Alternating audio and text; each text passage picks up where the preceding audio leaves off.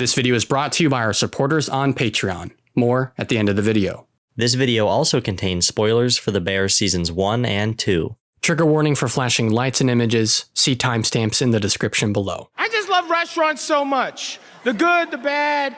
It's rough. We're all broken inside, and every single day we got to show up and cook and make people feel good by eating something and sitting at a table. And it's really beautiful. And all of us here get to make a show together, and we get to make people feel good or filled with anxiety or triggered.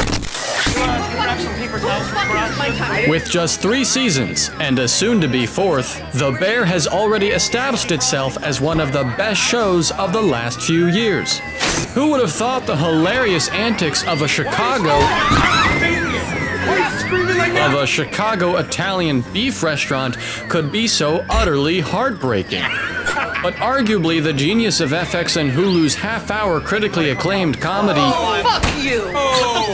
comedy drama series transcends the culinary world it well portrays. The season 2 episode Fishes, an hour-long Christmas special That's why I think you're fucking with me, so you're bringing up this thing. that takes place entirely outside the restaurant proves that it's well acted, well written, and full of unforgettable moments. I said move the fucking car! Here. Serving as a prequel to the cooking adventures of lead character Carmen Berzatto, Fishes introduces the audience to many of Carmy's relatives, played by a star-studded cast ranging from John Mulaney and John Bernthal to Jamie Lee Curtis and Sarah Paulson. It even gives us a heartbreaking look at cousin Richie and Carmy's brother Michael from a happier, less punishing time in his life. There's a lot going on, and I mean a lot, but through the show's great use of editing and sound, the audience is never completely lost. Fucking asshole! Fuck, come on! From laugh-out-loud jokes to heartbreaking drama, there's truly no show like The Bear, which is exactly why it won the award for... You're nothing. Why it won the award for... You're nothing. You're nothing. The award for... You are nothing. You're nothing. You are nothing. You're nothing. Best comedy. What makes The Bear truly heartbreaking is the grim fate that awaits all these characters. That despite their better nature, their shortcomings will invariably define them. Despite the family all around them, when they need their help the most, they'll still feel all alone. And that despite your attempts to beat back your demons, they are bound to catch up with you. All because of the environment you came up in, the dysfunctional family that raised you into it, your income and your genetics, generational forces of tradition and expectation, ensnaring you to a life full of loss and deep, incurable sadness. A life so rigidly defined by others, you don't even know yourself. Maybe that's not true of everyone. Maybe some will find the means to change their fate. But for those who don't, a family this destructive, this toxic, and this controlling is destined to leave a mark.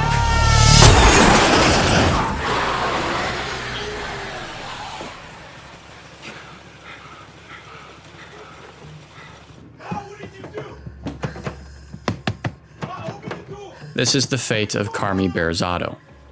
That everything and anything that holds any sort of intrinsic meaning or joy for him is destined to be ruined, reduced to a swirling void of depression, anxiety, and isolation. This isn't good for your head, it's not good for anyone's head, but it's really not good for yours. Yeah, I know, Yeah, but so- what are you supposed to do, Unless You gotta get out of here. he starts running.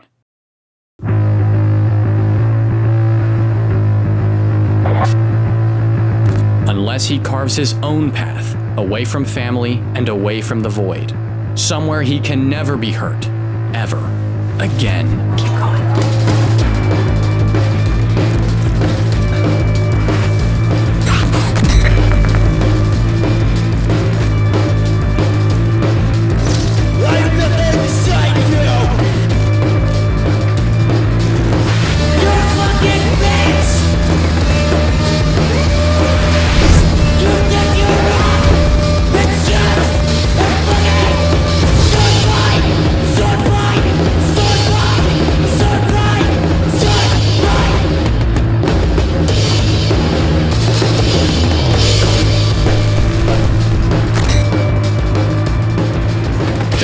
place is fired off at breakneck speed. Flashes of family and River North, imposing their long-standing traditions on the beef of Chicagoland. The overlapping of refused snoo noise and the Budo Span's old engine oil, and cuts and fades punctuating the clock that rules over the kitchen and rules Carmy's fate.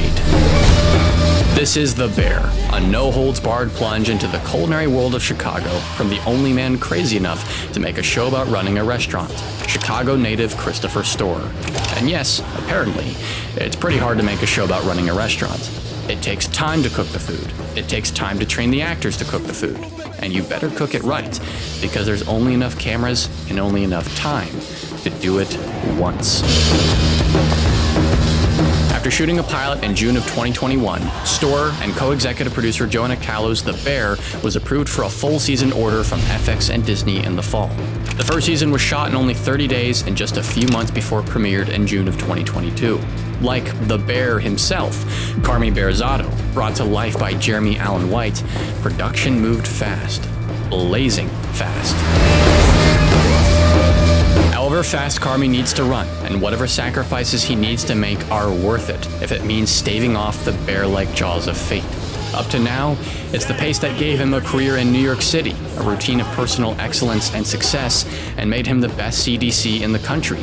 But whether it's a Michelin star restaurant or an Italian beef sandwich shop, like every chef before him, even Carmy can't outrun the clock. 3 hours to open, chefs. Nor can he rein in the ass-backwards ways of the beef or the staff who play right into its dysfunction. Bread baker Marcus and line cooks Tina and Ibrahim, played by Lionel Boyce, Liza Colon-Zayas, and Edwin Lee Gibson respectively. What do you think? It's redundant and white, just like you. Heard. Least of all, Carmy can't appease the de facto boss of the beef, Ebon Bachrach's cousin Richie. Not dope at all. A lover of the sci-fi classics and Philip K. Dick's seminal work. What is good, you fucking replicants? Richie is a staunch traditionalist and defender of the delicate ecosystem that has long defined the beef, an immovable object to Carmy's unstoppable force.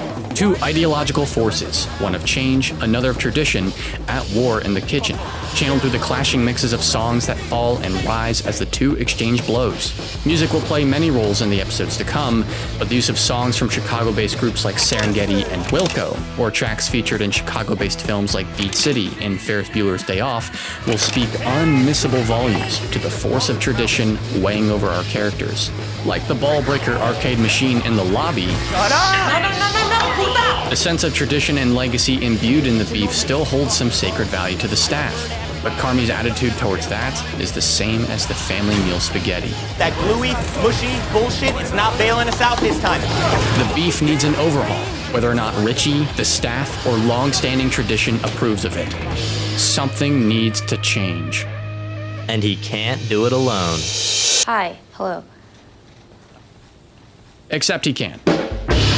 Sydney, played by Edibiri, represents the change Carmy is looking to bring to the restaurant. She's ambitious, but naive. And why in the world she, or anyone, would want to work at such a shithole is as much a mystery as why Carmy is here. Making sandwiches. Shitty as it may be, Sydney has the chops to take the beef to the next level. Make it the restaurant she remembers so fondly from her childhood. She can stage for now. You mean stage? But fixing the beef is beyond her purview. To Carmy, the responsibility falls on no one's shoulders but his own. Maybe it's a bit of ego. Do what Carmy says or walk straight out of here. Maybe it's a bit of self-esteem. If the best CDC in the country, One of the best. if he can't do it, no one can. It could also be resentment. Contempt for an environment far too reminiscent of Carmy's family.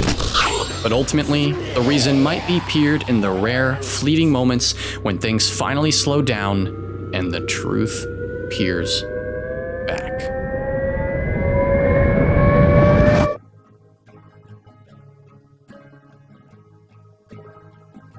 Because of Michael. Because he couldn't beat the clock and couldn't change his fate. That as much as failing the safety inspection falls on Richie's mismanagement, it falls much harder on how Michael let things go. Years of dodging the IRS, not ordering napkins for a whole month, or trying to burn down the restaurant reflect something so fundamentally broken in Carmy's brother that it still lingers in the beef. The more I learn about Michael, the less I understand.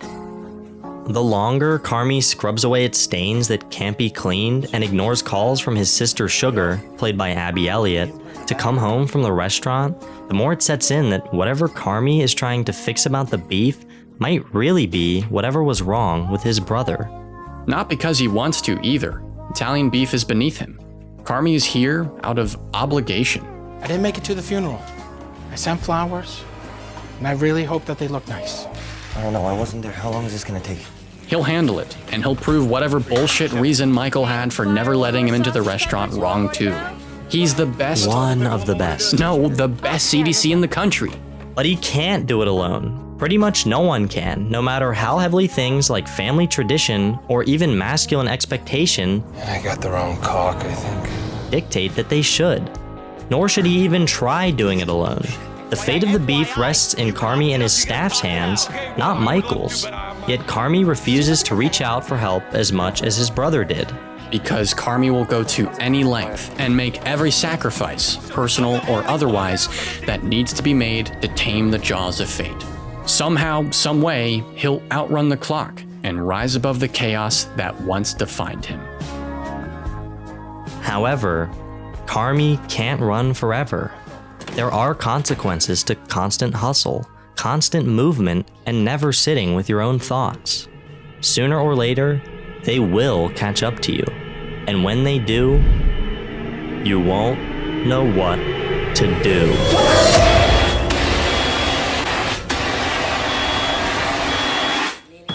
Whether or not he wants to admit it, Carmy's dark thoughts, the depression, anxiety, and isolation are catching up to him. It may be a mere flickering annoyance for now, but eventually an unquenchable and destructive fire, if left ignored. This weird thing happens too. You have this minute where you're watching the fire and you're thinking, if I don't do anything, this place will burn down and all my anxiety will go away with it. Though it was Carmy, not Richie, who was ultimately to blame for failing the safety inspection, it's not an omen of his leadership or of some inevitable future for the beef. Carmy will save what his brother could not. Carmy will ask for help.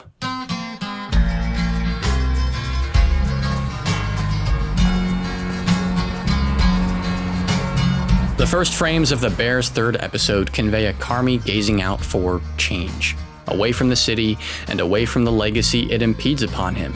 The change he seeks isn't internal, but external, upon the restaurant rather than himself.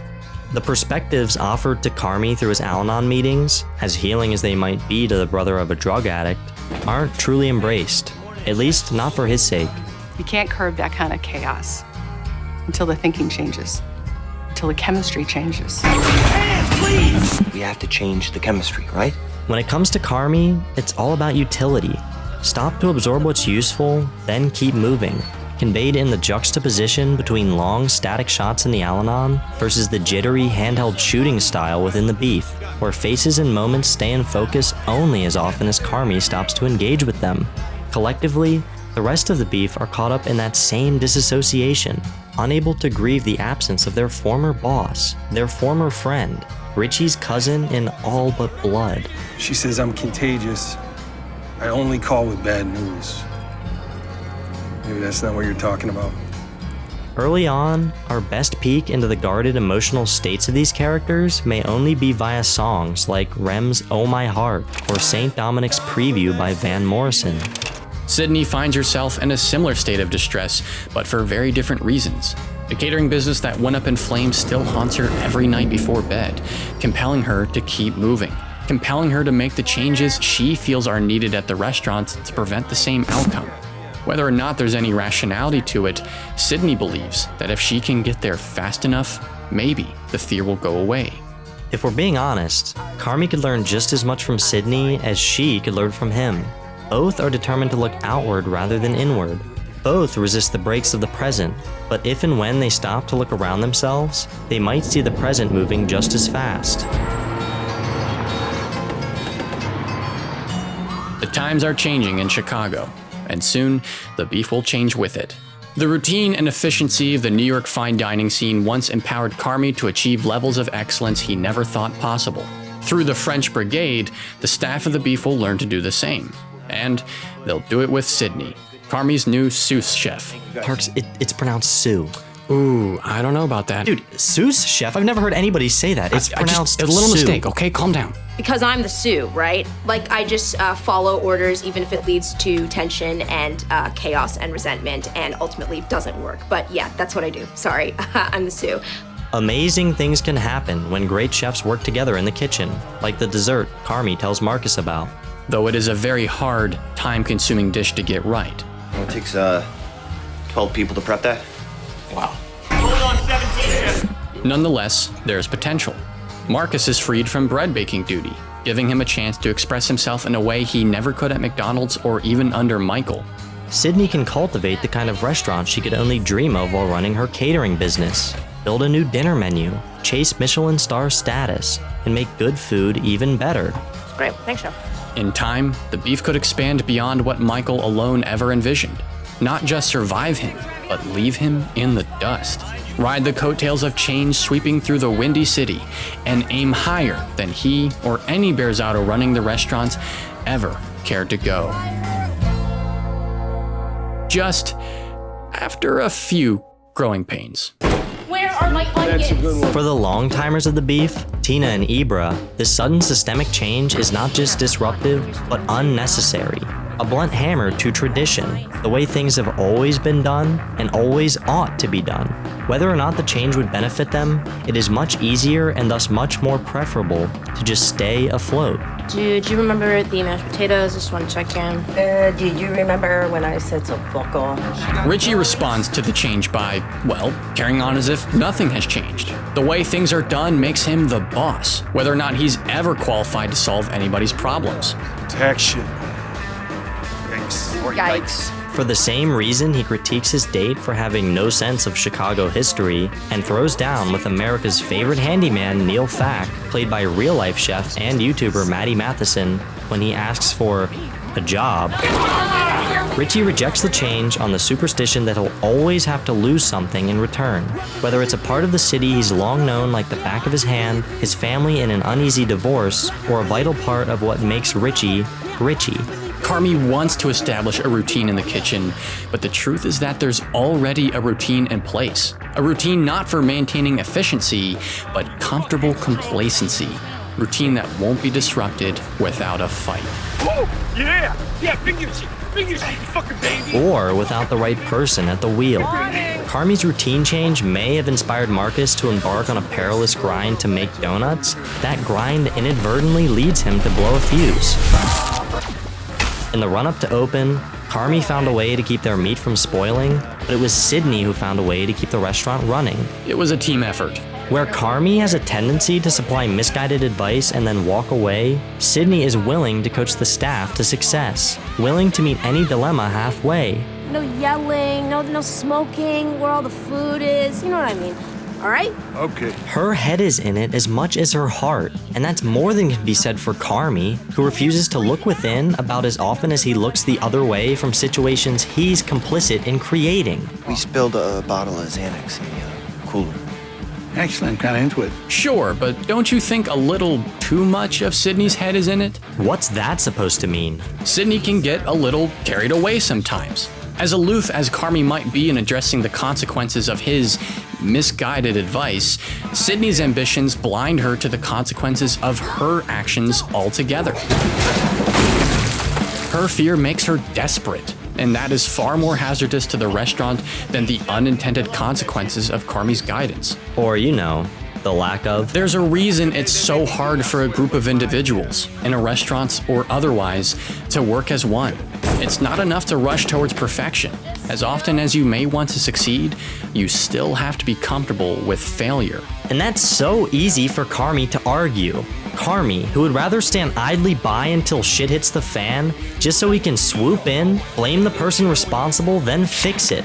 Over and over. Tina should be on onions. Yes, Chef. I told her earlier, like you said. Yes, Chef. Carmy doesn't want to stop chaos from happening. Carmy thrives in chaos. He was practically molded by it.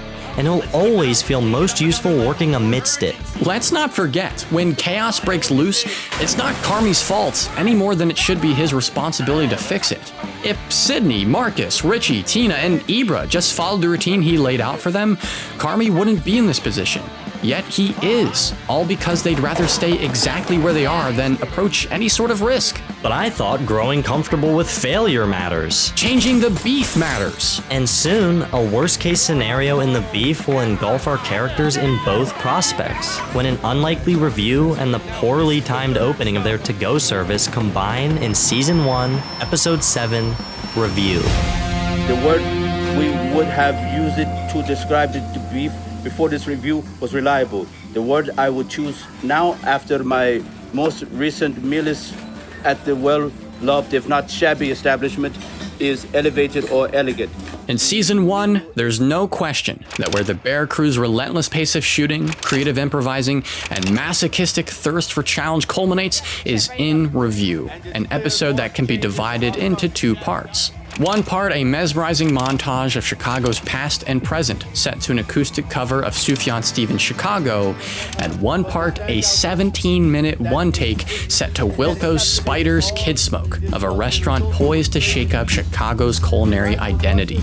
If only to be shaken by it instead. The philosophy behind the one-take is straightforward. By leaving out cuts, the on-screen tension never fully breaks. A big win for the editors, but a harrowing task for the actors, the camera operators, and all the crew in between. There was a day of rehearsal, then a day of shooting. That's it. And though tensions ran high behind the camera to get things right, they could never quite rival what unfolded in front of it. I told you we weren't fucking ready. I told you that dish wasn't fucking ready. What does this have to do with Jeff, stop! Despite Carmy's supposed willingness to fail, the imminent failure of Open sure sends him into a frenzy. He may very well have walked in today as a level-headed leader, but once a likely suspect emerges for that failure in Sydney, Carmy embraces the chaos as he always has and loudly casts the blame. Blame he has every right to hand out. He told Sydney her dish wasn't ready. He told her it needed time. Yet she still insisted on giving it to the critic.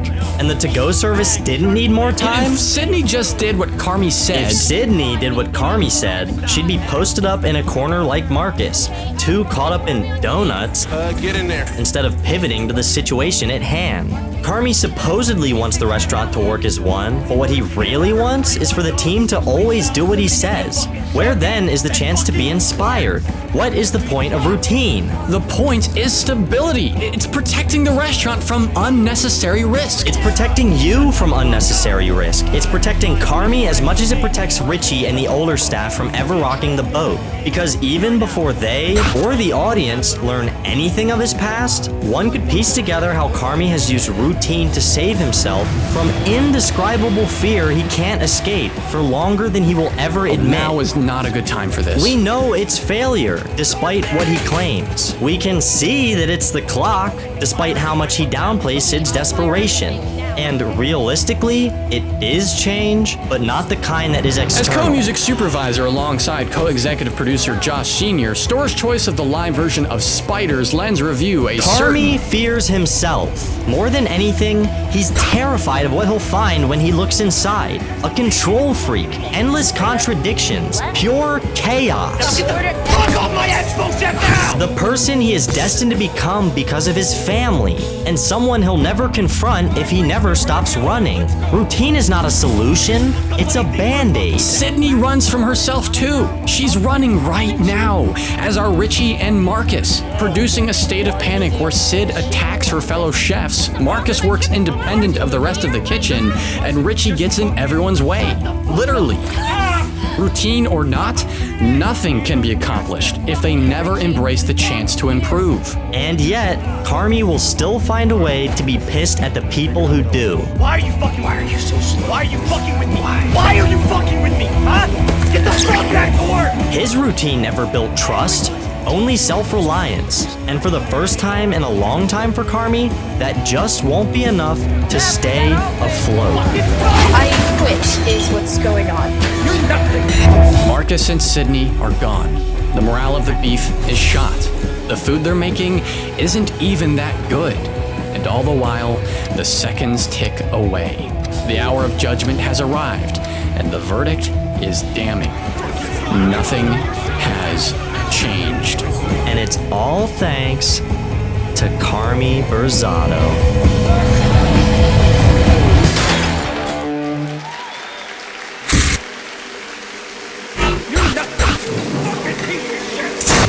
You are an excellent chef.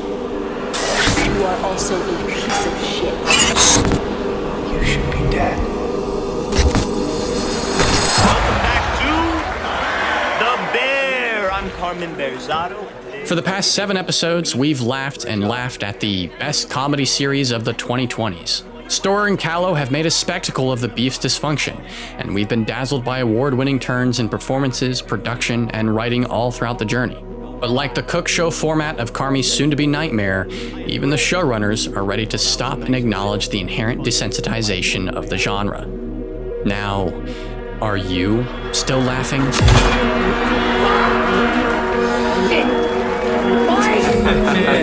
The cook show nightmare juxtaposes the pinnacle of any chef's successful career with the feeling of utmost failure. It's the only scenario that could send Carmy into a greater panic than the disastrous launch of Takeout, and he desperately needs you, the viewer, to understand that. Are you still laughing? Because soon, you won't be. Shit's about to get real as Storer and Calo can possibly get within their medium, and in more ways than the audience or the characters are ready to accept.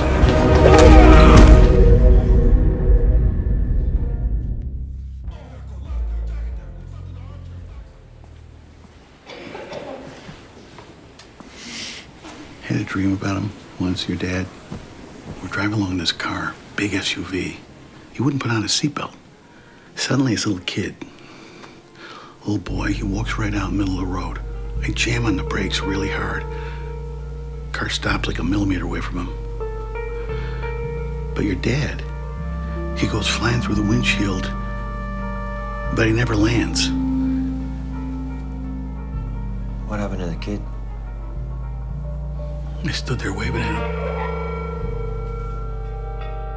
Like the dream that Oliver Platt's uncle Cicero shares with Carmy about the loss of his brother, Carmy's estranged dad, Michael hasn't hit the ground in Carmy's dreams either. Willfully distracted by his own career, Carmy never quite processed the loss of his brother nor the tangle of grief it beset upon him. Admittedly, that career and the routine it instilled in him took him very far. And the more people I cut out, the quieter my life got. Far enough to forget his family, his anxiety, and the feeling of nothingness. Consistent and exacting and busy and hard. But not the unexpected. And alive, and I lost track of time, and he died.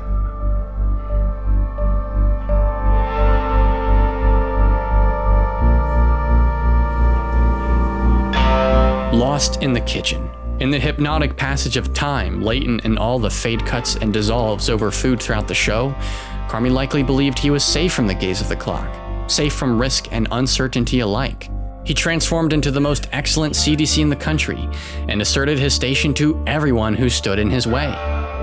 But routine was a band-aid, used to protect him and the rest of the staff from ever rocking the boat. It protected him from grief. That restaurant, it has, and it does mean a lot to people. It means a lot to me. I just don't know if it ever meant anything to him. Maybe, just maybe, he could still fix that grief. In all the ways he's tried every single night to tame the jaws of fate, maybe he can manage this awful, volatile trauma by repurposing all the nothingness that ruled his brother's fate. In doing so, he'd finally move on. But ultimately, and obviously, it won't work. The only thing a system as fierce as Carmy's will accomplish in the long run is what it did when he built his career. Push others away. Yeah, but he's still a little bitch. I don't disagree. It's hard as hell to fight your fate. Whether it's the bad hand some of us are dealt, a tragedy that strips us from time, or possibly both, no one really enters the world knowing how to free themselves from it, especially when you entered it through the Berzatto family. I mean, don't you find it impossible being in there 24 hours a day? I'm in there for 5 minutes, I start thinking about bad shit. That's probably why I like it so much. Probably why you want to fix it, too. It might seem easier to go it alone, to maintain a life of perfect consistency and control, where there are no surprises, no obligations, and no one close enough to hurt you. Fate begins and ends with you. In reality, there's but one place that leads.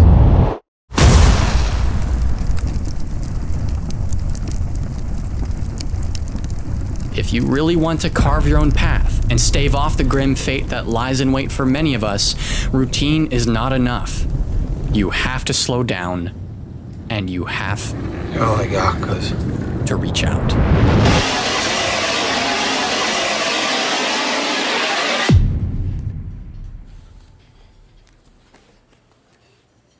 If Richie could accept that, and if Tina could accept that, so can Carmy.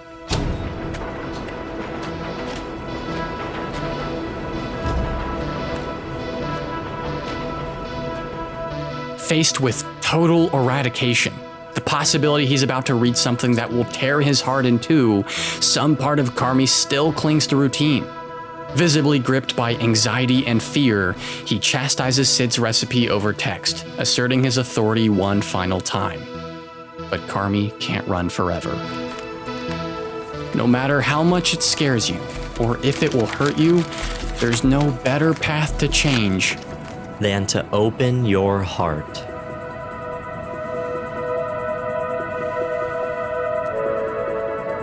You know, like when I was a kid, if I was nervous, I was scared, I wouldn't want to do something, he'd always tell me to just face it, you know, get it over with. He would always say, let it rip. Open your heart to disruption, to grief, and the willingness to trust. Fuck you. It's hard to be human, and it's even harder to lose. It's out of our hands, and it hurts. Yet somehow, that is okay. Because you don't have to fix everything that's broken. You just need to give it some time.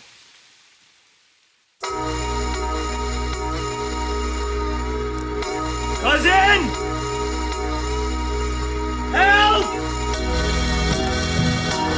And no longer trying to fix the past, Carmy and the beef find a new path forward in the present, lying right under their noses. As all the chefs join together to unpack one can of sauce after another, gaining more and more as they go, the collective grief hanging over the beef is finally unpacked as well. It's not a neat process, not even close. But set to Radiohead's Let Down, it is beautiful and symbolic. Whatever may have once divided the restaurant since Carmy's arrival is put to bed. The forces of tradition and expectation that kept them there lose their grip. And the clock that's towered over them all season long fades into the background. Of course, in this line of work, it's bound to make a comeback, and when it does, it'll probably tick louder than ever. But not in the beef. Michael may have tried and failed to fight his fate alone, but he won't fail to give the bear a fighting chance against theirs.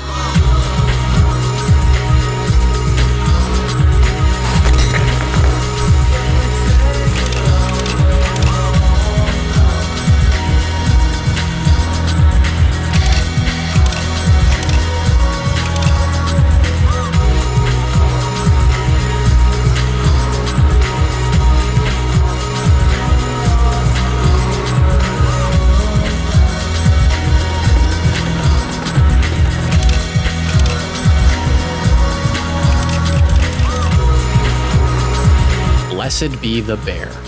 After sticking the landing with critics and audiences in a successful first season, Chris Storer, Joanna Calo, and Josh Sr. dove headfirst into development on an ambitious follow-up season, slated for June 2023. Accompanied by the same great writer's room that gave Season 1 both authenticity and edge, and flush with a bit more Disney money than before, Storer set out to direct a story that embraced the freedom leased to its characters at the end of Season 1. A story that could leave the restaurant a little more often, examine the lives of these characters beyond the workplace and career that the audience learned to define them through, and embrace disruption in the structure of the show itself. The slow-moving shots, sparse cuts, and Bruce Hornsby's The Show Goes On from Ron Howard's Chicago-based film Backdraft drops us not into the chaotic world of an anxiety-addled Carmy that we may recall, but something of its opposite. A kind and quiet blank slate, reflective of the very freedom that both Storr and the characters have earned, and aligned with the natural promise of things to come that succeeds every bleak winter and the renovation of the bear. Of course, chaos is never too far. This was the restaurant of Mikey Berzatto after all. Richard, will you turn that fucking thing off, please?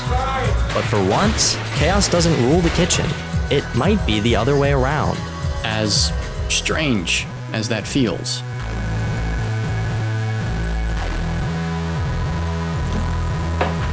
I have time for this. Carmy once fought tooth and nail to carve his identity from a place of chaos and indomitable legacy. But on the other side of that quest, all the kinetic energy he exerted to escape his straits now rest as potential energy. The legacy that weighed so heavily on him suddenly feels about as light as snow.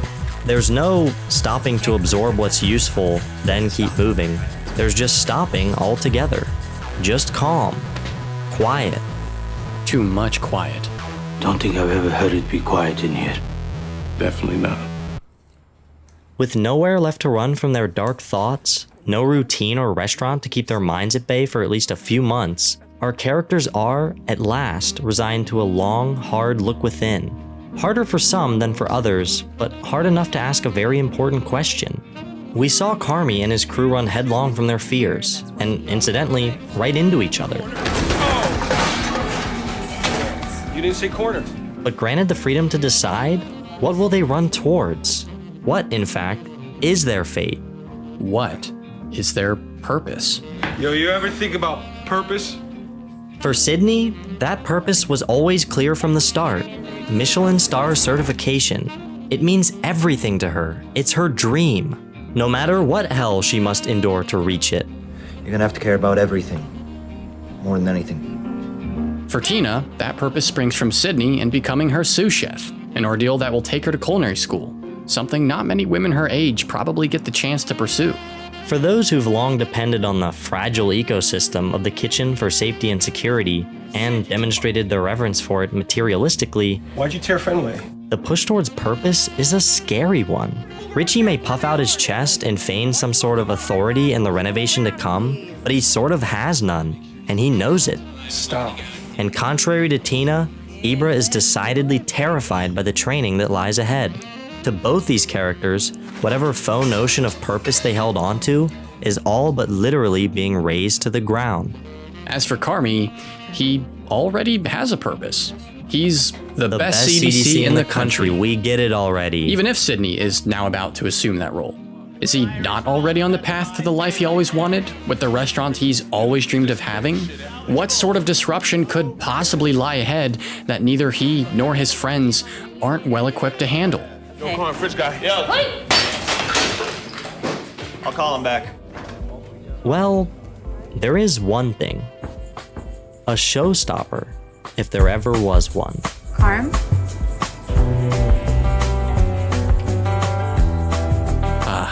Molly Gordon.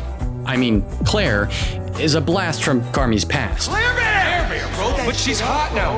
A past he's generally keen to avoid on principle, but Claire is nothing at all like the mother, uncle, or relatives that he associates so strongly with his past. Even when she has nothing to say, the look in her eyes says it all. She has no aims of manipulation, nor is she in need of fixing. When we were sick, she fell off a fence and broke her arm. I just sat there and stared at her arm. Because you wanted to fix it? All she really wants? I wanted to understand it. Right. Is to understand. To be the person who will slow down for you when no one else will, and press their hand against yours in your darkest struggles. It's why she's probably a good nurse and an even better friend for Carmy ahead of the biggest breakthrough of his entire career, regardless of what past she was a part of. Which is nice and all, but not really something Carmy wants to entertain right now. Because it scares the hell out of him. Because it's an unnecessary risk. Why? Just walk me through giving me a fake number. Why? No, because I didn't mean for that to happen. I'm sorry. In this new era of relative peace in the restaurant, Carmy is a warrior without a war. Someone so accustomed to a chaotic setting that it can at times appear like he prefers it. That, ironically, the calm feels worse than the chaos, contrary to his awareness that the opposite is almost definitely healthier. Your brain does this weird thing where it just bypasses any sense of joy. It just like attaches itself to dread. Next to Claire, he feels out of his depth. Not because she's perfect, despite what a lot of people say about this character. It's that she's normal, free of all the baggage tied to everyone else in Carmy's family life.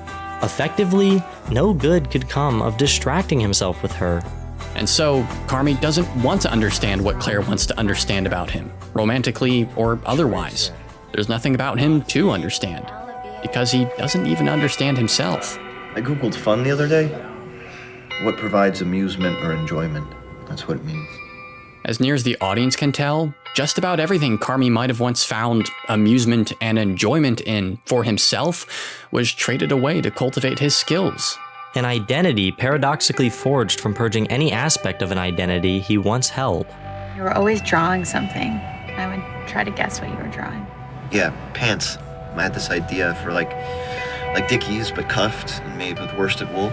I just didn't realize at the time that somebody had been making those pants very well for a very long time at a very high level. Dream killed. Sure, he has his tattoos and his crazy hair, the facade of someone a little more self-defined than Carmy is, but beyond that, all that remains is utility. The executive chef, the co-owner of the Bear, all fine things for the time being. The restaurant of his dreams is finally coming together after all. But the grand opening of the Bear is not as assured as Carmy's hallmark aloofness suggests, nor are Storr and his crew detached from the harsh realities of running a restaurant. As Sid gleans from her culinary tour of Chicago, from real chefs played by Storr's friends in the culinary world, her and Carmy can't get this thing off the ground by just being good, or even great. They have to be exceptional. You have to care about everything more than anything. Failure is not an option. Complacency is not an option. Surely there's some room for failure. No, this isn't just Sydney's greatest fear, it's a fact. Chefs of Carmy and Sid's caliber can certainly find work somewhere else if things don't pan out. But the chance to call the shots at their own restaurant? That's bigger than a job. That's destiny. An opportunity that may never come calling again. To mess that up would be... Well, how could you ever live that down? Who would you be if you were refused the one thing you've built your entire life towards? For all your excellence and utility to go to waste? What would have been the point of all those sacrifices? It's just interesting that the backup plan is now the only plan. After taking even more of Cicero's money and committing to a deadline that is cutthroat at best, fraught with paperwork, reps, licenses, inspections, and a whole lot of decision-making, it's impossible not to feel failure brewing around the corner. That it's far more appealing to distract oneself with things that don't matter for fear of encountering failure altogether. Embarking on a terrifying personal journey set in motion by her pregnancy, Sugar says it best. But as adults, we never try new things because it just becomes so easy to keep doing the same exact thing, the same exact people. Who doesn't want easy? Who doesn't want to just fucking be okay? But there is room to fail. At least, Carmy believes so. It's not only natural, even the pros do it. If you are passionate about your craft and you truly care about what it gives to others, your failures will never be in vain. You can't break an omelet without making a few eggs. You mean the other way around? What do you mean? That's what I said. No, never mind. At the Beef, Carmy tried and failed to instill his model routine in the chefs around him. Routine does have its place, but it can't be forced on others. Instead, these chefs will need to go find it. Whatever it is that inspires them, whether it's in Chicago or much, much farther, Carmy will do whatever he can to help them seek it out. It's what his brother did for him, and it's what he'll do now, finally willing to trust. This is your night. Yours, Chef. Let's fucking go. With luck, the chefs that will emerge on the other side will return with purpose. More purpose than even Carmy might realize. Through a series of isolated journeys for our cast of characters, and a collective journey for Storr's team to recapture lightning in a bottle, Marcus, Sydney, Richie, Tina, Carmy himself, and the fellow crew of the Bear will become the masters of their own fate, or fry trying.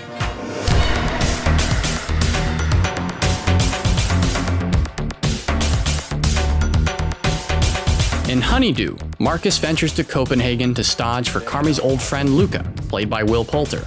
I'm Marcus Brooks. I'm from Luca. A Street. Start at 5 a.m. The section's at the end of the bench. For the Bear, it's a decidedly slower-moving episode, even more so than the recently acquainted Calm of the last three. Director Rami Youssef's repetitive angles and cuts of Marcus working alongside Luca aren't just true to the pedantic spirit of the Beef's resident pastry chef. It evokes a renewed desire to focus, to be the best he can possibly be, and spend as long as permitted roaming each and every frame for the solution. Initially, what he's met with is what Youssef's filmmaking style for this episode might be criticized for: a lack of creative confidence. No, again, chef. It's the same thing that sunk Marcus back in the Beef, and the biggest obstacle for him to overcome now. How do you be exceptional on limited time? Worse. It's a question that goes beyond Marcus. Every second counts. The mantra we are shown over and over in these episodes means something different to everyone. To Sydney, every second just awakens more and more of the doubts she's failed to suppress. Her own lack of confidence, her lack of direction, and her growing dread that things may go up in flames. No matter how much time she spends gazing up at the great city of blues for an answer, or how much of herself she puts into her dishes, she's missing the one ingredient that will make it all click: her creative partner. While Marcus is on the other side of the world, Carmy somehow feels much farther. Ugh, I miss you, man. Because Carmy is unraveling himself as Claire unravels him in Pop, a dad rock-infused Richard Linklater vibes episode that gives the budding romance between these two characters a feel as timeless as the same era of romantic comedies that produced the psychedelic Furs' Pretty in Pink and the Replacements' Can't Hardly Wait. Joanna Calo's directorial approach, the name of the episode itself, and the fireworks that inspire it epitomize the amusement and enjoyment that Carmy so rarely stops to appreciate. It's not a pastime that inherently resonates for him any more than Claire's advances do. I mean, hell, she has to frame their hangouts as an exchange of favors because that's all Carmy seems to respond to. Situations he can fix. While at the party, Carmy literally disassociates to evade his own discomfort. That is classic Logan, man. You are fucked up. Yeah, it's classic Logan, man. But the longer he sits with that discomfort, the more he gets a grip on why joy so deeply unsettles him. It's by no mistake that the very next episode, Fishes, arrives at the same time Carmy looks back, realizing how both his family and a traditionally happy gathering shook his faith in joy long before his brother's passing. For Carmy, every second counts as a hint, if not a reminder, of all the time he wasted in culinary school cutting himself off from everyone in his life, good or bad. He may be an exceptionally talented chef, but frankly, the Bear is far from an exceptional human. I wish I knew that then. I wish you'd talk to me more. Well, sorry. So we just knocked everything down? Yeah. What? Sorry, you would have preferred that we... Someone who won't blow off the renovation, the series of unprecedented struggles that come with it, or the partner they vowed to burden those struggles with. It doesn't matter how many tools he lends his fellow chefs. From Sydney's point of view, every second not focused on the restaurant might as well be a second wasted. And that would be the case for Carmy and the rest of the staff, but just as the filmmaking of Season 2 evolves episode to episode, something magical transpires for our characters at the same time. We watch Tina realize her untapped potential in culinary school, but writers Sofia Levitsky-Weitz and Joanna Calo also make a point of spending time with her and her classmates at a karaoke bar in Pop. In the very same episode, shots linger and the camera steadies the longer Carmy spends with Claire, to the point where the subject of the episode's penultimate frame is her, not the clock. And we wander the streets of Copenhagen with Marcus as much as he bakes in Noma, but that is mostly due to something Luca tells him after many days of trial and error. No, I think at a certain stage it becomes less about skill and it's more about being open. Open? Yeah, to the world, to yourself, to other people. I like you so much. And,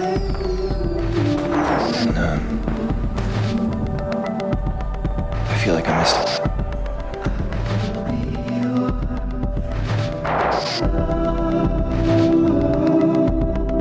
Carmy has a lot of missed time to make up for, it's true. But there's something genuinely healing about making up that time for Claire when he was too late to do it for Mikey. Something that leaves a positive impact on him in the same way Sydney benefits from one-on-one talks with her dad, played by Robert Townsend. A dad who lends Sydney Coach K's leading with the heart, putting her on a path of much-needed personal growth. He may have his concerns about Sydney's career, but when it comes down to it, he wants Sydney to be happy, wherever she chooses to express her passion. Coach K fan? No, my dad got it for me. It's a Krzyzewski thing. Courage and confidence leads to decision-making. Or the impact Luca leaves on Marcus, instilling in him an assertiveness and a confidence that isn't so worried about trying to be perfect.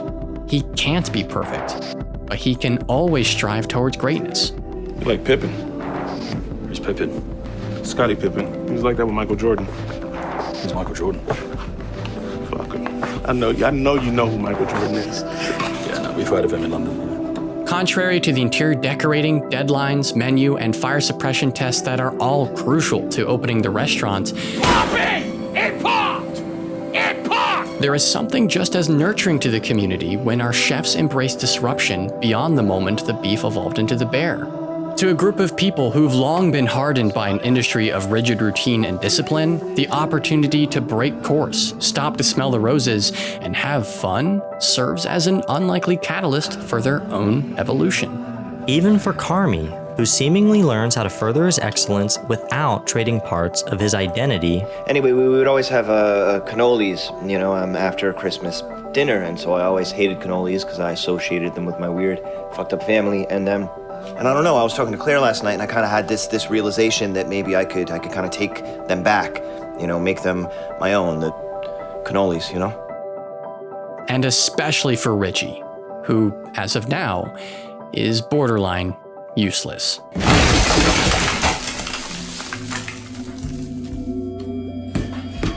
While nearly every member of the Bear has been stepping it up outside the restaurant, Richie's antics within it have quickly devolved from comedic to annoying. Every insecurity he's dwelled on has rendered him inept and unable to let go. Even as he shows up every day in a beef t-shirt, he can weaponize the tradition of the establishment no longer. Not when everything but the foundation will soon be replaced. For Richie, every second counts just reminds him how much time he will never get back. And unlike Carmy, he's not in a position to recover it anytime soon. No matter how many deep cuts he makes to 80s Van Halen lore that the writers insanely thought of. Yo, please, cousin, I'm not like this because I'm in Van Halen. I'm in Van Halen because I'm like this. Cousin. Just cousin. But you still have to pay child support because fair is fair.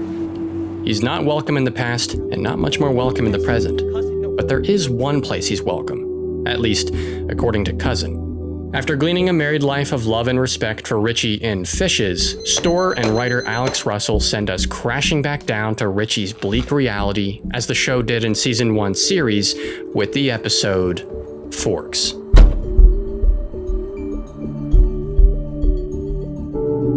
In an opening that frames the halls of the upscale restaurant ever in terms of abstract shapes and dark colors, Richie enters a world that feels as alien and eerie as a Ridley Scott sci-fi film. Everything is slightly off and slightly threatening.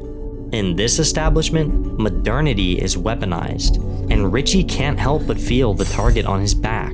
I'm telling you that's not clean. That was not clean either. Please do them properly. Yo, they're goddamn forks. Outside. To Richie, the exceptional question is not even worth asking. Not when the greatest purpose he can possibly serve his younger, more capable peers is cleaning forks. Why give his best when it's never gonna be enough? Was he ever enough for Tiffany? Frank proposed to me.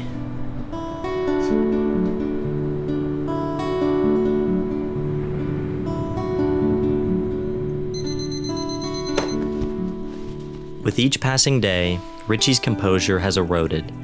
His very sense of who he is and what he still has is in limbo. Has his whole life been a waste? 45 years of losing one thing after another, never to get anything in return? Maybe he should have traded his identity for a degree, or a cushy cubicle, or a stick up his ass. Maybe he should have done that a long time ago. Then at least he'd have some respect. He'd be a father who could provide and a husband who could care. He wouldn't be a burden. He'd be loved.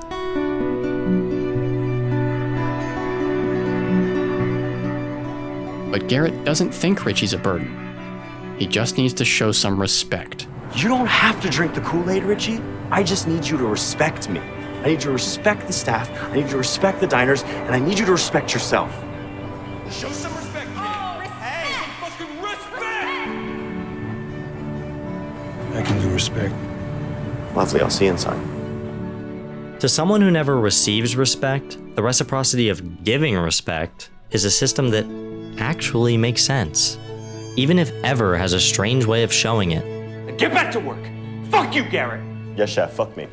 Whether or not he will gain anything meaningful in return, at his lowest point, Richie will take a chance on the one thing he can provide. And the one thing that will change his life. Trailer today. Get changed. No more forks? No more forks. Given the chance to do more than clean forks, Richie is shown all the ways respect runs the ins and outs of Ever. Respect the workload of the chefs. Always respect the customer, no matter how unruly they might be. My team are a bunch of assholes. Respect the dietary restrictions or VIP status of guests who've waited months to enjoy the best service in the world. And respect that sometimes you just need to get the hell out of the way and let your fellow chefs lock in. 2 tasting moves on deck. Get them out fast, please. Thank you. 12 walking out. Let's pick it up. Every second counts. A level of chaos that would have pulverized the beef is managed by a shared understanding that everyone will give all they have. And the seed of giving something, however small it might be at first, rapidly opens Richie's heart up to the notion of giving altogether, and in more elaborate ways as he goes. What's up, dude? Pick up for Richard. Through an act of service, as Garrett calls it, Richie's reverence for Chicago tradition is no longer something he must defend, but something he can share. The sci-fi music that follows Richie evolves from eerie to the slick flow of Tangerine Dream's Diamond Diary from Michael Mann's Thief, another slice of Chicago cinema from the 80s. Manja, baby. And just like that, Richie is no slouch stuck in the past. The crash zooms, fast-tracking camera, and quickening rate of cuts have to keep up with him. Time may slow for all our other characters, but for Richie, his relationship with time is all but reversed. Within mere days, he memorizes so much more than any stodge possibly could in their right mind. He builds what feels like lifelong friendships in the blink of an eye. The love story that he finds in a renewed passion for service makes a mediocre Taylor Swift song sound. Mediocre song? Taylor Swift's love story debuted at number 4 in the top 100 Billboard, and to this day is one of her most played songs. Taylor Swift song sound even better. And he gives all that he has until there's no time left.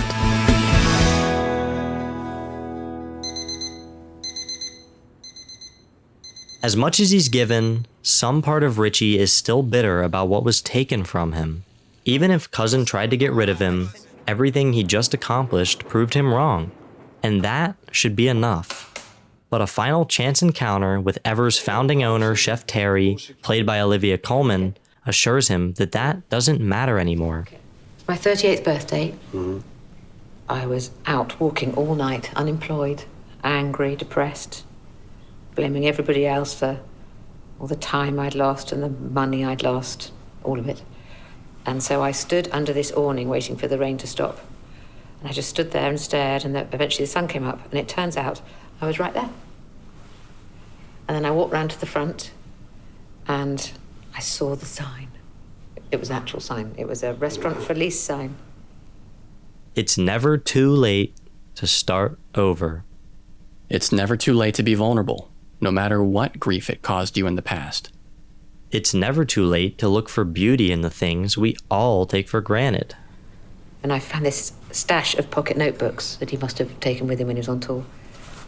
And full of all these details, like the palm trees he'd seen, or escargot he'd tried, or this time the ocean looked purple. Chef Terry? And he'd sign each one off the same way every time. Chef? And it's never too late to find your purpose. You never said what he signed off with. What's your dad? At the end of the quietest, stillest moment of the entire show, the truth peers back at Richie. Every second counts. Towards redemption, towards transformation, towards humility, and the instrumental role that giving to others plays in the search for your purpose. I get it. Life in Madison, dickhead. How do you be exceptional on limited time? You don't. You just have to give again and again until there's no time left. Hey, Dave! I know how it feels to expect to get a bad shape, but they won't let you. I think for a long time I didn't really know where I fit. Yes, baby. You know, if there's anything at all that I can do to make your life here easier, tell me. I'll fucking do it. I need this place to work.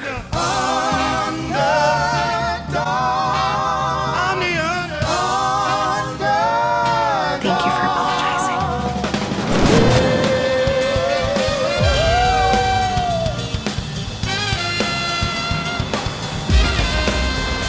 After a long and chilling winter, the promise of things to come manifests in both a city transformed by the arrival of spring and a restaurant equally transformed by steady renovation. The joint Ibrahim mysteriously departed from months ago is not the same one he returns to at the start of Bolognese. Every one of his counterparts has achieved a level of personal excellence he never thought possible. The restaurant itself has been freshly equipped with every stove, knife, and pan a long-timer like Tina could ask for.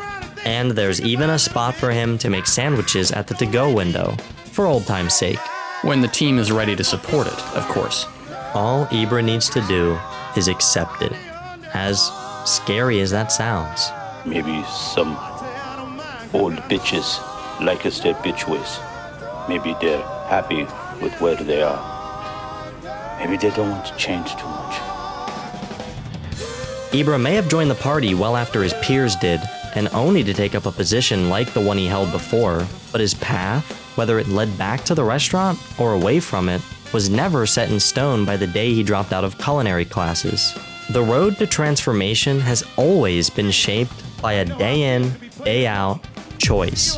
For Marcus, for Tina, and especially for Sydney, whose arc has been subtly woven episode by episode, conveying a long and effortful journey towards becoming a better leader. For Ibra, it has ironically meant that there's still room for a tradition he once feared would be ripped away. I accept. We may not start out knowing what our purpose is or how to manifest it. We may wander aimlessly in search of it or plant ourselves like a stick in the mud, certain we've always known it. But there is value in vulnerability, that the more we choose to open our hearts to the people who choose us, the stronger we'll be in conquering the fear that stops us from claiming a purpose of our own. So why does Carmy still feel this way? With a vengeance, the dark thoughts also return in a disorienting, visually assaulting sequence that implicates Claire as the source of those thoughts. Even after choosing vulnerability, choosing the most vulnerable act you can possibly share with someone, and against the routine he thought prolonged his anxiety, Carmy is still rocked to the core by indescribable fears he can't quite escape. What saves him from them? is his partner. The safest hands to protect the restaurant. A shield from all sources of anxiety and uncertainty alike. Comfort and stability. I thought we were over that. We were. Claire is so clearly good for him. Yet, deep down, You're waiting for the other shoe. That's all in Carmy's head. That's the problem. Yes, growth is a long-term process built on choices. As of late, Carmy has rightly chosen to surround himself with all the same people who've chosen him. But did that stop the anxiety? Did that cure him of his trauma? No, I guess not. And for many with the same trauma, it doesn't matter how many right choices you make. You can still blow it all at the World Series. And everyone wants to kill little Stevie Bartman. But Alex Gonzalez's fuck up, trust me, it's the real fuck up, right? Let the 8 other fuck ups. But then all of a sudden, all those fuck ups are a wash because of Stephen Bartman. Because everybody and their mother wants to blame this fucking guy instead of the actual fucking motherfucking fuck ups who fucked it up. And he ends up taking the blame for an entire squad who literally took their eye off the ball. Fearing the possibility that everything he and his friends have worked so hard to achieve over the last few months could all go up in flames if the best CDC in the country is too in his head at the 11th hour, Sister's tale about the Cubs sends one clear message. Or so he thinks. Okay, so we don't want to be barman, right? No, dumbass. You want to be Gonzalez.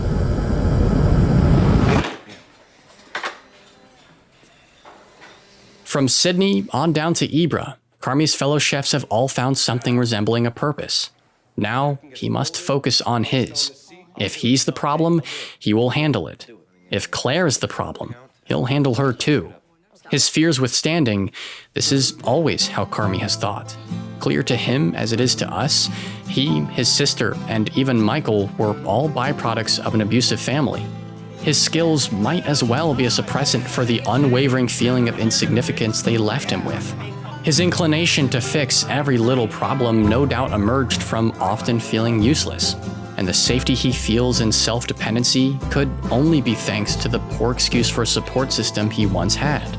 Little moments, little fuck-ups, like the broken table, might remind him how little any of that has changed, how hopeless it is to fight your fate. That is, if he's even slowed down enough to consider that. But to his credit, Carmy has changed, and the broken table proves that also. He doesn't fix it entirely on his own. Hey, Sid. Yeah? Hey, can you come here, help me for a second? He asks for help. Thanks. The Carmy that Sid met would never do that. And when it comes down to it, he can let her take the lead too. At least, now he can. Actually, get that side, I'll hold it up. Yeah. And then just say more, please. When they swap positions beneath the table, they also swap roles. Sid leads, Carmy supports her, a dynamic befitting of their best qualities. And through these complementary roles, Sid feels permission to be vulnerable as well. Putting her own facade aside, Sid can admit that she's not the best behind the wheel. Her ambitions do blind her sometimes. She gets scared, as, honest to God, everyone in the restaurant does. And she's not as good at any of this as Carmy. You could do this without me. I couldn't do it without you. Yeah, we could. But Carmy isn't as good at this without Sydney either. You make me better at this. You make me better at this. And by offering their best selves to each other, a hope emerges in what this was all for. Why everyone sacrificed so much to make this thing work. They will be better, more capable people for having survived this ordeal, regardless of if it pays off. But if they can bring out the best in each other the way Carmy and Sid just did, they could achieve something few of them have ever sustained on their own. Happiness. Thank you guys. Thank you. A kind of fulfillment that might have never been attainable through their own families, but may yet flourish through the found family of the bear, united by a common love for serving others. I love taking care of people. Though service has seemingly mattered less to Carmy than skill, he can appreciate the opportunity to serve some of his fellow chefs tonight the way he did through months of renovation. Whatever doubts still persist for Sydney, Carmy will be there to assure her. Because the best hands to guide the restaurant are not his own. They're Sydney's. What if I just, completely fail? I'll let you.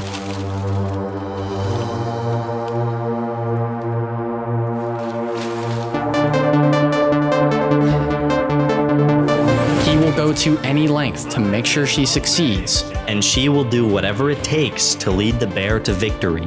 More than Michelin star status, that might be the only thing that truly matters.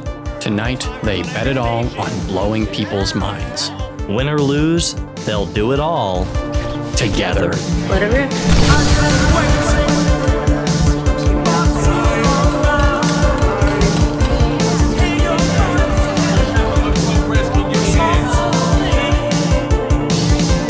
The titularly named final episode of The Bear's second season takes a page from season 1's review, kicking off with a 12-minute handheld one-take that seamlessly follows the action from the kitchen to the dining area, using runners as a subject to transition between the two.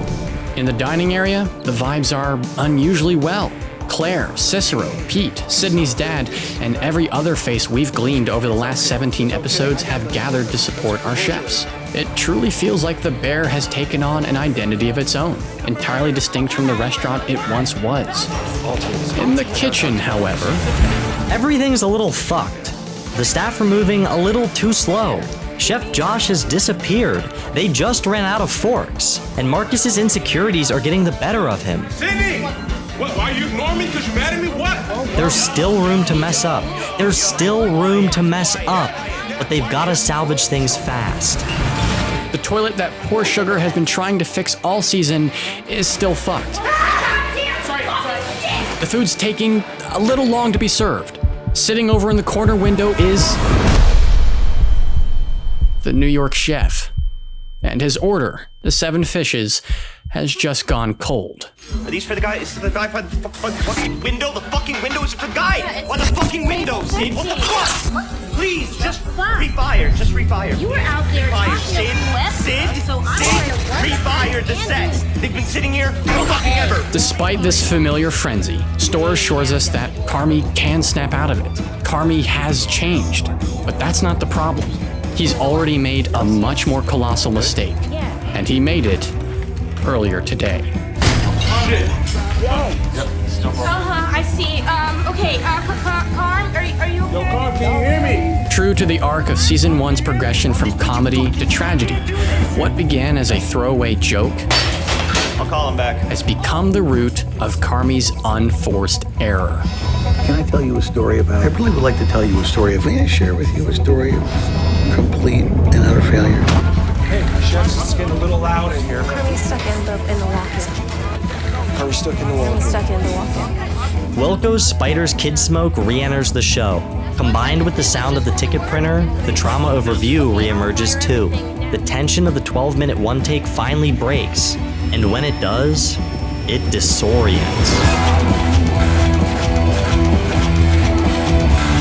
Creatively and figuratively, the bear is back where it began. Sydney is back at her catering business, watching it go up in flames.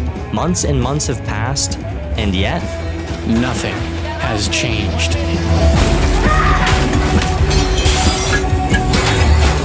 You're nothing.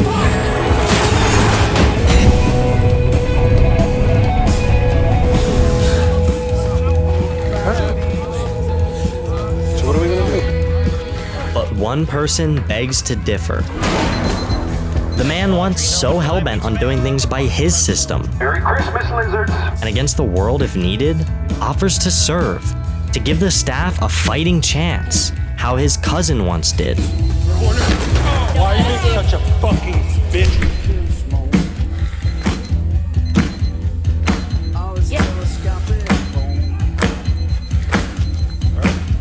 Maybe she's crazy.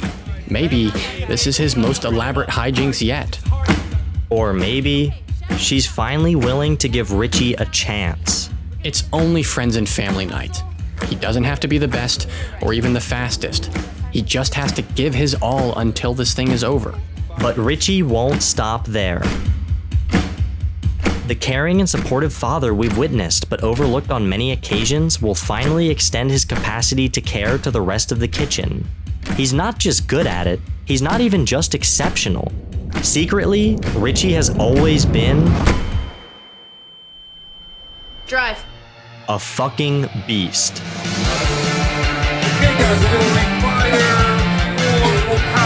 As he did in Forks, Richie bends time to his command, harnessing the chaos of the kitchen into cooking one exceptional dish after the next, never missing a beat, a cut, a second, or a moment to kick ass together. 7, just keep going, guys. We are almost out of the woods. Let's just keep fucking going. I love you fucking guys. Here we go. While Carmy loses his marbles in the walk-in, he can't stop moving, can't stop rehearsing, completes an utter failure in his head. As the staff rise to the occasion, so do his fears. And with each fleeting second, every single one of them proves to be... Tina handily plates dish after dish, never once losing her cool. Marcus moves 10 times faster than the bread baker of the beef.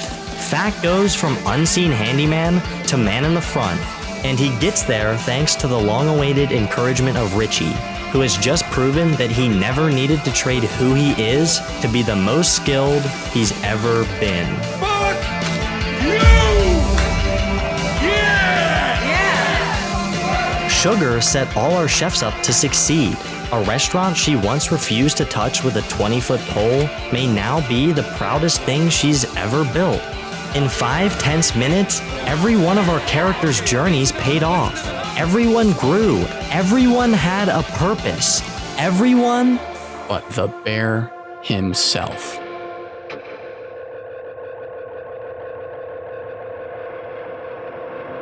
What can Carmy say? He did this to himself. He was distracted, unfocused, and to his currently very limited perspective, a poor example for his team to follow. They're still tearing tape, ordering the wrong mustard, and then there's shelves on the wrong side, and there's art that's fucking shit, and we're tearing. What does any of that matter? What about teamwork, service, the way everyone put aside their differences and stepped up? What Carmy mentions are small, fixable issues compared to the big wins of tonight. Wins he played a role in securing. Why can't he enjoy that? Because he can't. In a cage this confining, this cold, and this reminiscent of an environment he vowed never to return to, Carmy is consumed by the same insecurities that were all but programmed into him then. I failed you guys, and won't make a mistake again. It's not gonna happen again. His willingness to trust recedes into an unshakable conviction that his chefs fucked up without him. His supposed confidence in Sydney's leadership is extinguished by the fact that his skills were of no use. Those skills helped build the menu. Those skills inspired Sydney and Marcus and held just about everyone. Even then, it was service that saved the night, and it was service that reassured our characters that you don't need to be exceptionally skilled if you can provide in exceptional ways. Why get so hung up on skill? Because Carmy never cared about service. And he didn't put himself through hell just so he could serve others. Right? What the fuck was I thinking? Like I was gonna be in a relationship? I'm a fucking psycho. That's why I'm good at what I do. That's how I operate. I am the best because I didn't have any of this fucking bullshit. He's the best CDC in the country, and yet here he is, pacing back and forth, forever unable to quiet his mind or alter his fate. A waste of space. He doesn't have to think that way. He made a mistake, but he can try again. And he may not be able to feel happy yet, but he can choose to try. There's almost nothing his friends would want more for him. Is this a good time to go back and see him? And nothing Claire especially would want more for him. And there's the problem. She's the problem. Claire. That pretty distraction. The woman he foolishly allowed to be more than a memory. How could she know what's best for Carmy? Who gave her the right? I can see why you're in love with her. I'm not in love with her though. That's what I'm saying. Like, where did you guys get this from? You did. Carmy chose her and he was right to do so. Maybe then, but not now. Like before, Carmy has nowhere left to run from the truth. And this time, there will be no illusions as to who he really is. Don't do this. Fuck off my Xbox, Jeff! Why are you fucking swear to God? God fucking damn! Someone willing to go to any length and make every sacrifice, personal or otherwise, that needs to be made, even when he knows it won't do him any good.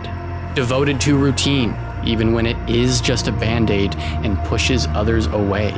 And a skeptic of joy in all its unnecessary forms, no matter how good for him it is. I don't need to provide amusement or enjoyment. I don't need to receive any amusement or enjoyment. Because no amount of good is worth how terrible this feels. It's just a complete waste of fucking time. In a moment, Carmy eradicates the source of all his anxiety. And it's utterly heartbreaking.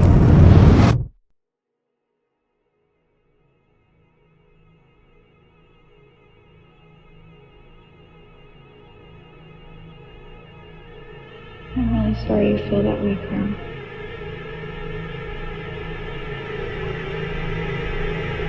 Claire?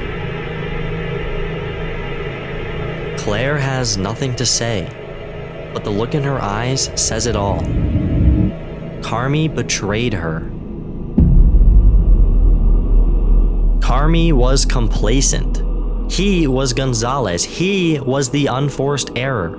And instead of pushing away a source of anxiety and distraction, all he really accomplished was burning a bridge with his first and most immediate hope for a life beyond the restaurant. One with no guarantee of survival after tonight in an industry where few fine dining restaurants survive to begin with.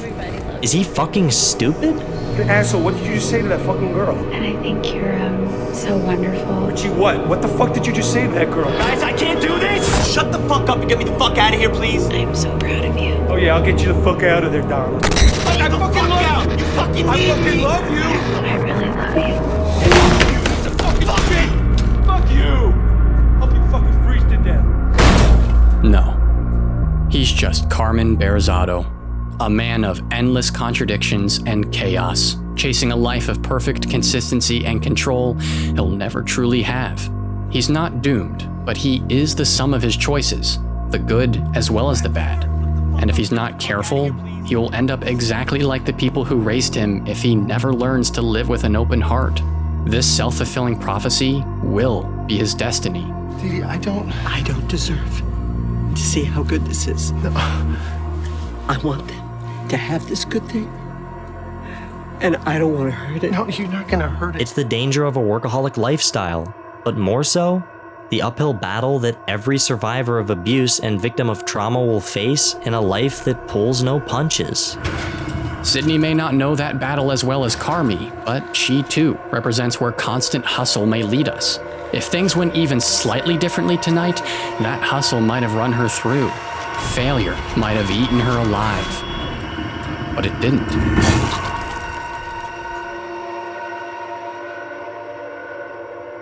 She's free, vomiting away her anxiety and her demons.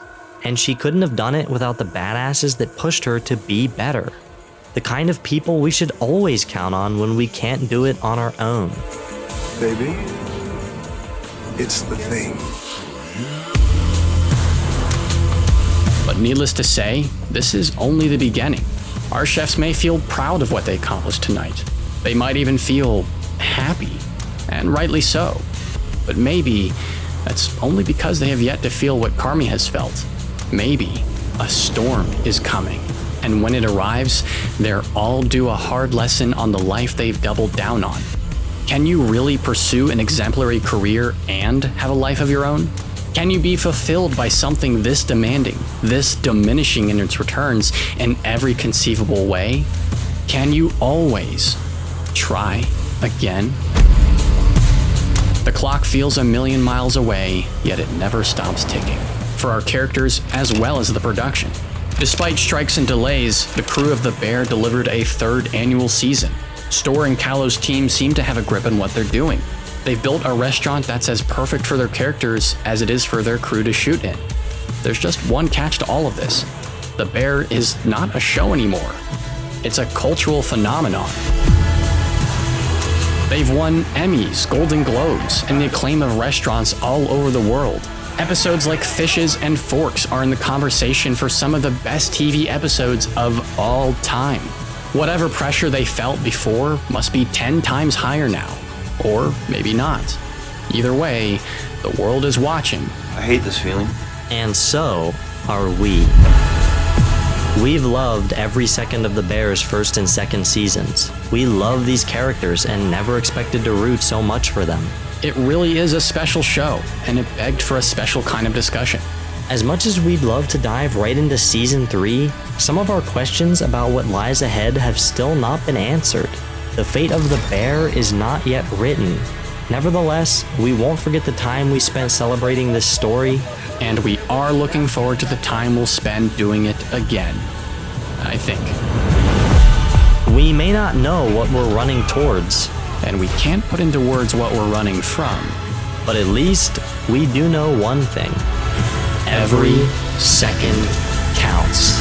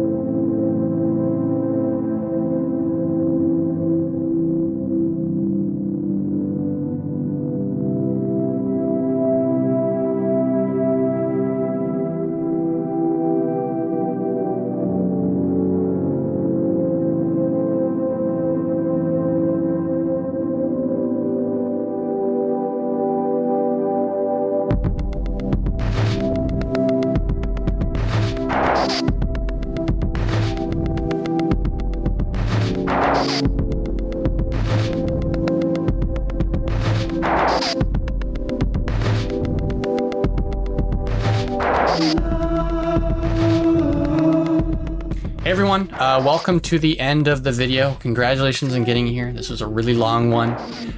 This video would not have been possible without our awesome supporters on Patreon, especially our Tier 3 supporters with Gearless Moda, Matt Hansen, Michael, Orion CC 1701, and the Art of Interactive Entertainment. Thanks y'all so much for your support. And this video also would not have been possible without Devin. Devin has not worked on any of my videos before, but I've kind of been getting feedback from him for the last few years on all my videos. You know, we've been friends for a very long time. And this was an opportunity that I've been kind of pining for a while. Well, we've both been pining for. We've tried to do a podcast or two in the past. Yeah. Hey, maybe one day, you never know. Yeah, I want to thank Parks. He's been super patient. I've done a lot of writing, I would say, but, you know, voice recording and getting the specifics of that down have been kind of challenging and just kind of matching what you expect from your videos. I was just happy to be a part of something to help you flesh out a story. You know, we both love The Bear, watching it Absolutely. together. And that's why we did. Truth be told, like, the sort of stuff we talk about the show and the video is not too far from the sort of experience Devin and I had of trying to work together on something that we kind of have to adjust to each other's strengths and weaknesses. So learning experience for me as much as I'm sure it was for you. Y'all, like I said, this video would not have been possible without our supporters on Patreon. If you join today, even at Tier 1, which is $1, you get early access to future videos. You get to see some behind the scenes bits and updates on videos as they're coming along. At higher tiers, of course, you get more early access and you get even more bonuses and behind the scenes stuff. And this one will be an interesting one to kind of see on Patreon at Tier 2 and above, because after this video is out, we'll be doing a behind the scenes commentary on this video. You'll get to hear the trials and tribulations, the many trials and tribulations of writing this thing, recording this thing as a duo. Which was surprisingly what was like something that, you know, as we said earlier, introduced all kinds of challenges we were not prepared for. So we have a lot of stories to share about that. Patreon.com/ArTorr presents to hear all about it in the next few weeks. The link is in the description below. Hey, this guy, he really does work his butt off. So Thank you. Definitely. Thank you. I think hope they about believe you. supporting us on Patreon. Yeah. Well, they should. Yeah, they should. Devin, where can the good people find you on the internet?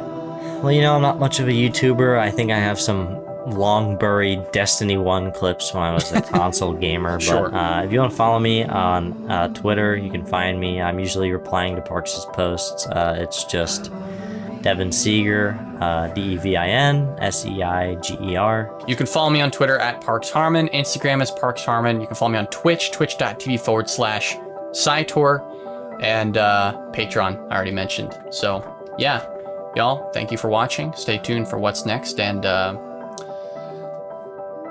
it's been a ride. What are you still doing here? Get out. Yeah, it's time for me to go home, I think. It's like, what, 10:47 p.m.? Do you think anyone right now is watching at that time? I would think so. I love to watch YouTube in bed, so. Yeah, that's pretty good. This is an interesting conversation. All right, bye, everybody.